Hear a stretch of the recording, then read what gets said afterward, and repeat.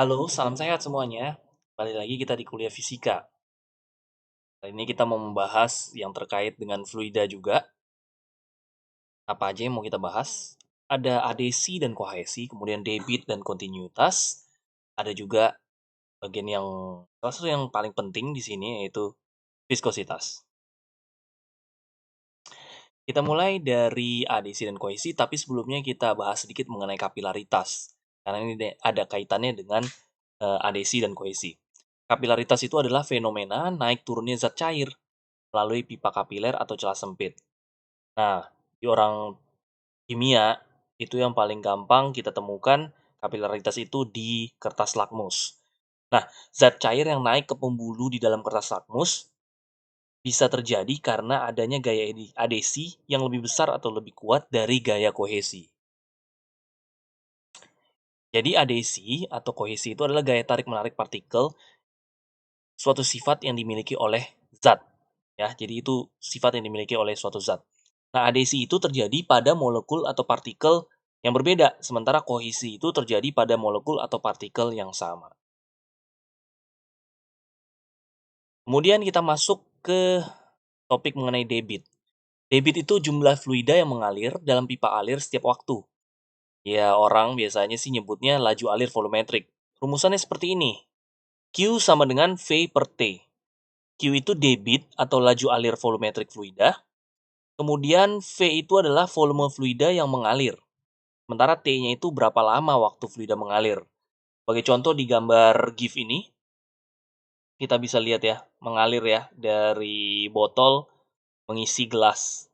Nah, debit itu adalah volume, berapa banyak volume mengisi gelas ini dalam waktu tertentu. Itulah debit untuk wine yang mengisi gelas ini.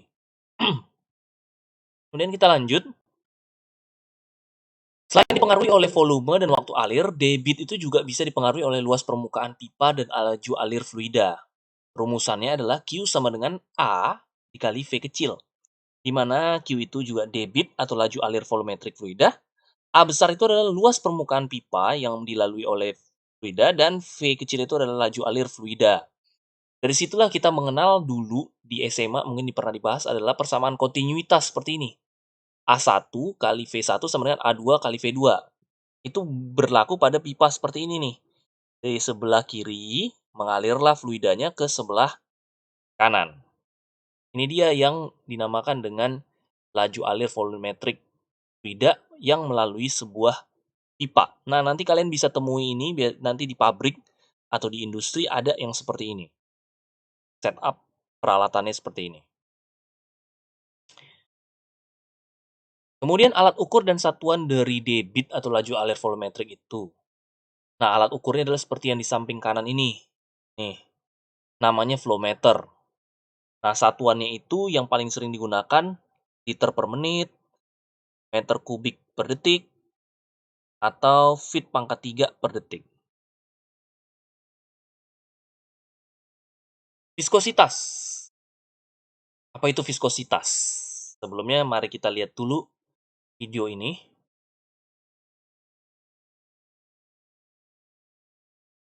Sebenarnya eksperimennya sederhana, cuma membutuhkan madu, kemudian ada bola besi, kemudian ada kontainernya, terbuat dari plastik sih kalau nggak salah ini. Masukkan bola besinya ke dalam plastik ini. Kemudian kira-kira terjadinya seperti ini.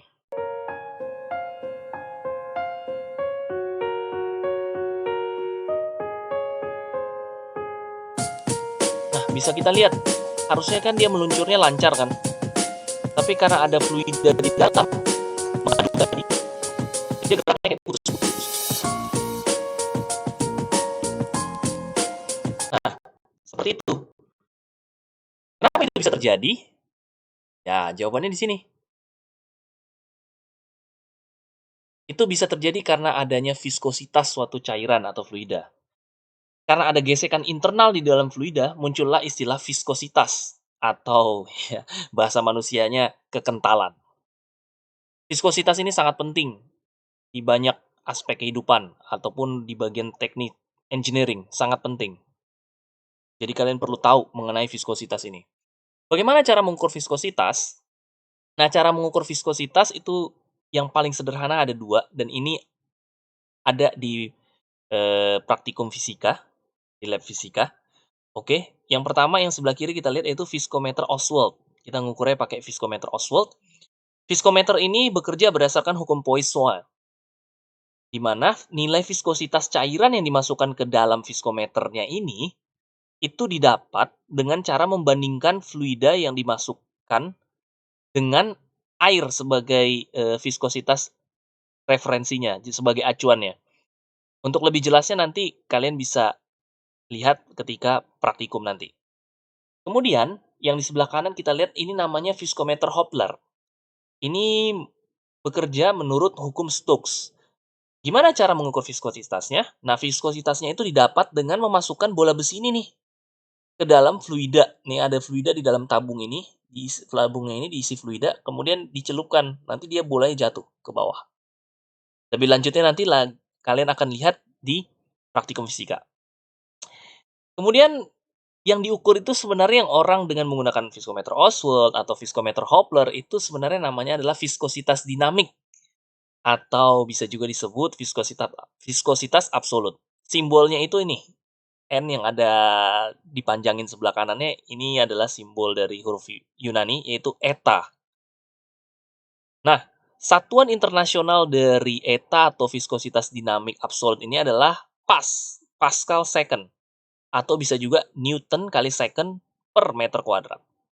Cuma orang atau, industri sering juga menggunakan satuan lain yang dinamakan dengan Poise Poise atau disingkat P.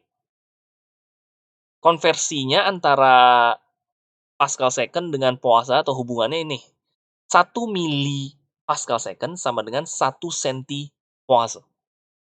Oke?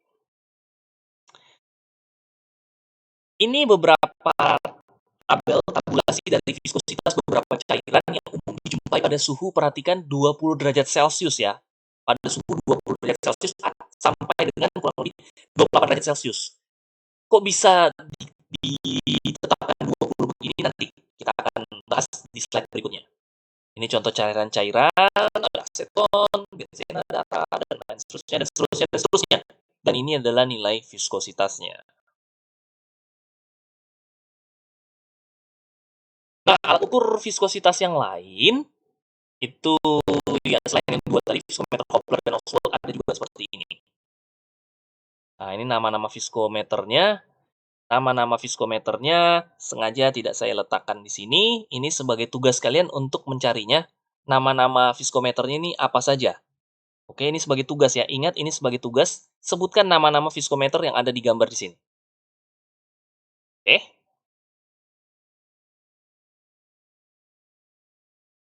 Kalau tadi kita ketemu viskositas dinamik yang tergantung dengan massa jenis, ada lagi namanya viskositas kinematik yang tidak tergantung sama massa jenis.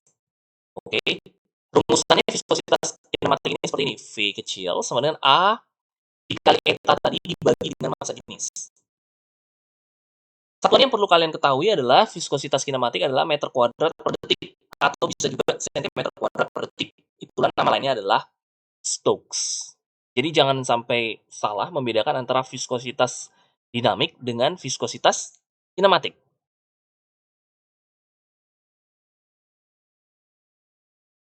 Nah, viskositas itu bisa berubah-ubah.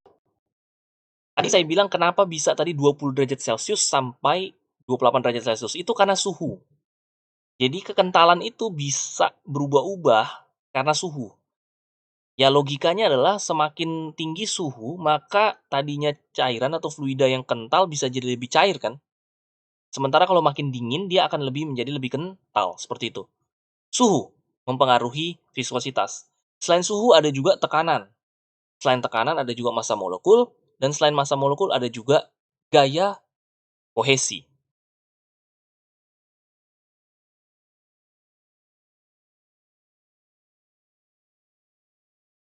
Ya ini kita lewatkan saja. Bilangan Reynolds itu juga terkait dengan viskositas sebenarnya. Tapi kita sudah cukupkan sampai sini saja dulu. Jangan lupa tadi tugasnya adalah membuat mencari nama-nama tadi ya, viskometer itu dan dikerjakan dengan baik ya. Oke, sampai sini saja dulu tentang fluida khususnya di bagian viskositas.